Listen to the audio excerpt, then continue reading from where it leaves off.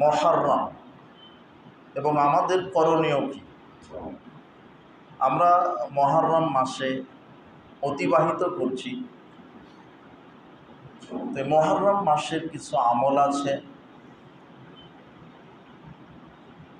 যে মাসটিকে আমাদের মূল্যায়ন করা দরকার। আমরা মুহররমের উপরেই বিষয়টি স্থির রেখে আমরা আলোচনা করার চেষ্টা করব ইনশাআল্লাহ।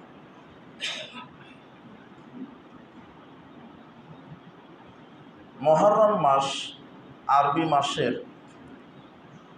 কততম মাস? প্রথম মাস। একে তো এটা আরবি মাসের প্রথম মাস এবং এটি 12টি মাসের মধ্যে একটি সম্মানিত মাস। আল্লাহ সুবহানাহু ওয়া তাআলা বলছেন, ইন্না ইদ্দাতাশ শুহুরি ইনদাল্লাহি 12 শাহরান ফি কিতাবিল্লাহ। আল্লাহর নিকটে গণনার দিক থেকে আরবি মাস 12টি, এ কথা আল্লাহ নিজে বলছেন। ইয়াওমা খালাকাস সামাওয়াতি ওয়াল আরদ, যেদিন আল্লাহ আসমান জমিন সৃষ্টি করেছেন সেদিন থেকে আল্লাহ 12টি মাস মানুষের জন্য নির্ধারিত করে দিয়েছেন। মিনহা আরবাআতুন হুরুম, এর মধ্যে আল্লাহ নিজে বলছেন 4টি মাস সম্মানিত, মর্যাদামণ্ডিত। 4টি মাস হারাম মাস। সেই 4টি মাস কি? রাসূল সাল্লাল্লাহু আলাইহি ওয়াসাল্লাম বলছেন জিলকদ, জিলহজ, মুহররম, আর 5 মাস বিরতি দেওয়ার পর আরেকটি মাস রজব। এই 4টি মাস সম্মানিত। আল্লাহ সুবহানাহু ওয়া তাআলা বলছেন এই 4টি মাস তোমরা কি করবে না? ফালা তাজলিমু ফীহিন্না আনফুসাকুম, তোমরা পরস্পর জুলুম অত্যাচার করো না, পাপের কাজ করো না, সীমালঙ্ঘন করো না, নাফরমানিমূলক কাজ করো না।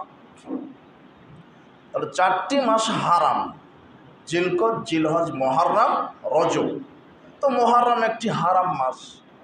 তো মুহররম মাসে আমরা যেটা করব সেটা যাবতীয় পাপাচারমূলক, অন্যায়, অশ্লীলতা, জুলুম, অত্যাচার, এগুলি থেকে বেঁচে থাকবো। হানাহানি, মারামারি, এগুলি থেকে আমাদেরকে বিরত থাকতে হবে, যেহেতু এটা হারাম মাস।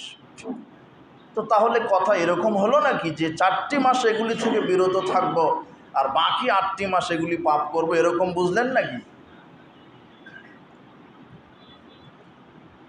আল্লাহ সুবহানাহু ওয়া তাআলার প্রত্যেকটা নেয়ামত মানুষকে কিছু শিক্ষা দেয়।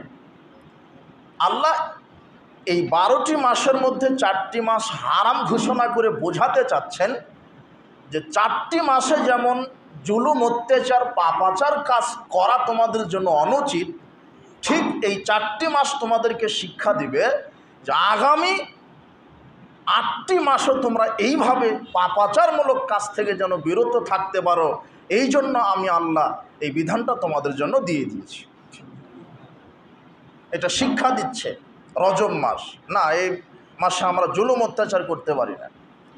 মুহররম মাস, জুলুম অত্যাচার করতে পারি না, গীবত, পরনিন্দা, যৌনাচার করতে পারি না, মানুষের হক নষ্ট করতে পারি না, মানুষের জমি জায়গা আত্মসাৎ করতে পারি না,